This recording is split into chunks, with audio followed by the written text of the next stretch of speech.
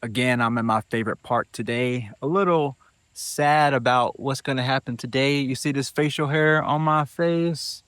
Unfortunately, I have to cut all of this off today because of some um, regulations with my new chaplaincy position.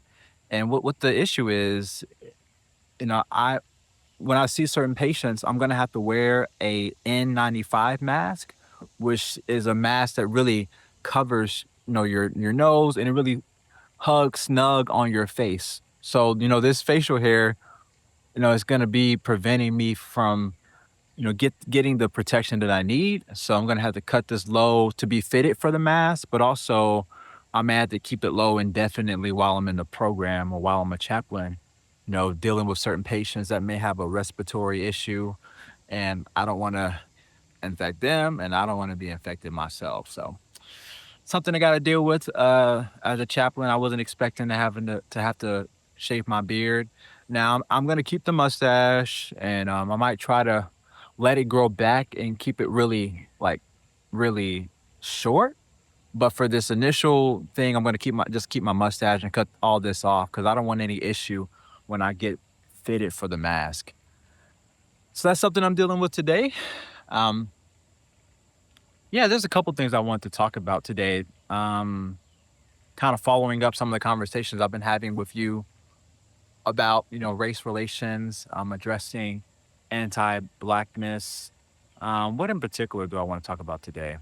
I think I want to talk about Christianity and why I am still a Christian despite the anti-blackness that has been, you know, exposed in Christianity and American Christianity in particular. I can't speak too much about the Christianity outside of America because America is my context.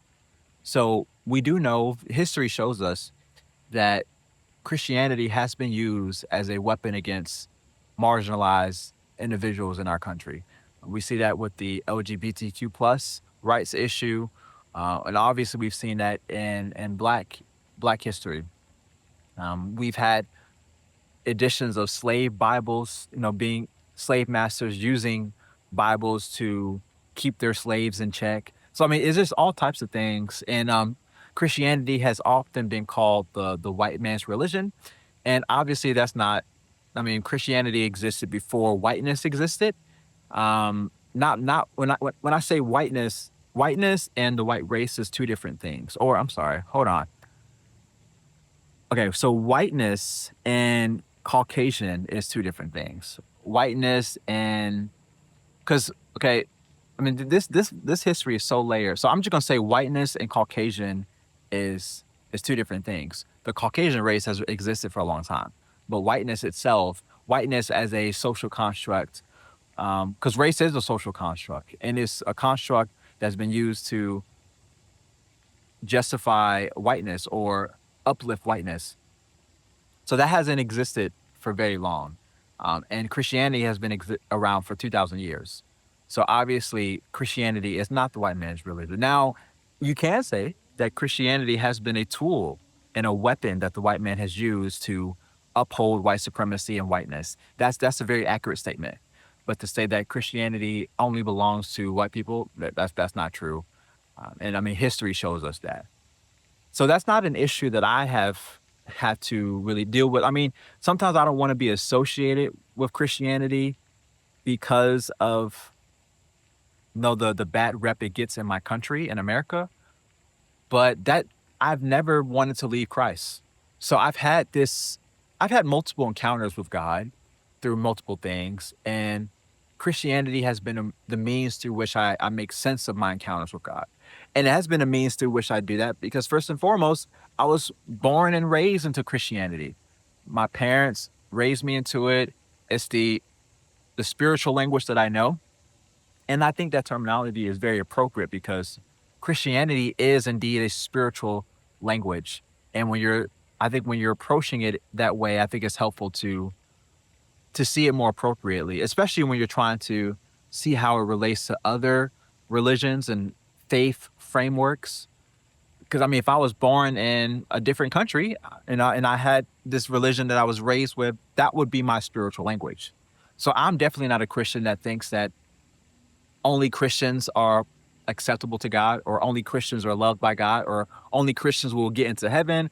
And I don't believe, I don't even know what I believe about the afterlife. And I know Christianity is more than getting a seat at the table with God in the afterlife. Is way more than that. So that I'm not convinced of those fundamental, like evangelistic or uh, little readings of the text, and those things that paint Christianity as something that I just have to kind of check off so that I could be okay with the afterlife. No, I think Christianity has to do with love, unity, harmony with creation, with fellow man, and we see this in Jesus. I would argue, and I think that the essence of the Christian faith is walking in love and using Jesus as the model to walk in love, because I believe that Jesus shows us a a helpful way. And there is a way to read Jesus that has not been helpful, but you have to ignore a lot of what you see in the text, and you have to justify a lot of things. And this has been done throughout history, so that those in power can maintain their power with the Christian label. So I'm not interested in a Christianity that is about empire. I'm not interested in a Christianity that's in bed with empire. I'm interested in a Christianity that's in bed with the fruits of the spirit, with spirituality, with love, with what unites us all, with universality. That's what and I think that's what the faith was always meant to be. That's what I would argue.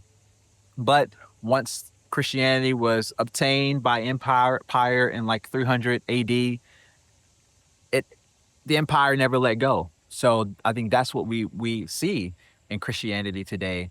That's why you have significant political leaders that profess Jesus with their lips, but their hearts and their actions are far from him.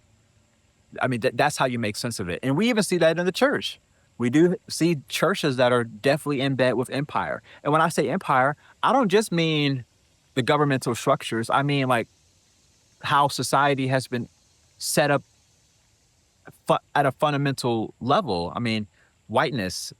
I mean, Christianity is in bed with whiteness. Christianity is in bed with capitalism. Christianity is in bed with patriarchy. I mean, all these different things Christianity has been in bed with, and people have used Christianity to justify how they abuse and harm people using these different societal frameworks.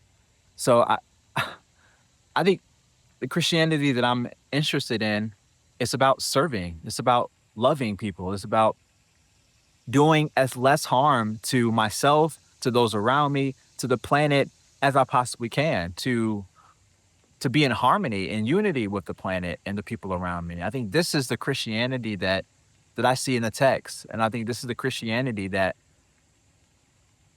you see when you divorce it from all these other isms, classism, racism, sexism. When you divorce those things, or you try to address those things, pursuing the faith, I think you come out with a more pure, a simple, a simple faith. A faith that's not dependent on right beliefs or even right action. Or because the way that Christ shows up in everyone's life is going to be different. And I think at a fundamental level, there's going to be a similarity. I mean, love, sacrificial love. I think that's going to be a common tenet. But how that plays out in my life is going to be different for how that plays out in your life. And I think that's a scary way to approach the faith, because those that have the power, they want control and they need control. And they've often used Christianity as a means to control people. We see this. And so when you open it up for like that, and you say that, oh, well, this faith is really about seeing how Jesus is living in your own life and calling you to live in the way in your own life. When you do stuff like that and you break it down like that, that gets scary for people, because not just that, or I mean, there's multiple reasons why it gets scary. One is because there's an empowerment that happens for those that are walking the faith on the individual level. Like, you are empowered in ways that you can't be empowered just being succumbed to a rigid system, a rigid faith system. There's an empowerment that takes place. But also, like, okay, I had one thought, but I can't remember the other one. I'm kind of distracted by my environment. So there's an empowerment that takes place. I can't think of the second one I was thinking of. But let's just go with empowerment. You're empowered on an individual level, and you're empowered to maybe critique the social systems in a way that scares people too. Maybe the empire is more under threat when you're seeing that, okay, Christianity is really about me following the way in my own way. And that's kind of a scary thing to say, but that's the truth. That's the bare bones. And once again, I'm not saying the basic tenets of sacrificial love and harmony and unity, like that doesn't be removed from how things are expressed in individual lives. So that's the collective body of Christ that we're all attached to. But on an individual level, that's going to look different for every single one of us. So that's why I'm still a Christian in 2026. Because, first of all, Christianity is my spiritual language. Second of all, because I'm not convinced that Christianity is the white man's religion. And third, the Christianity that I'm attached to is not in bed with empire or patriarchy or sexism or homophobia. Like, I'm trying to strip all these things away from Christianity, because I think Christianity at its core is about me uniting myself to my enemy, to those that are different from me in gender and sexual orientation and class. I think Christianity is something that's supposed to be unifying. And ironically, we've been using it as a means to separate ourselves from each other throughout the millennia. So that's why I'm still a Christian, because I believe it's still a helpful, unifying framework for reality. And it's what I've grown up seeing and using. And it's the language that the people around me that I love speak. So this is still why I am along the way. And not just that, I didn't mention this in my recapping, but I've had encounters with God. Maybe I've had encounters with the risen Lord.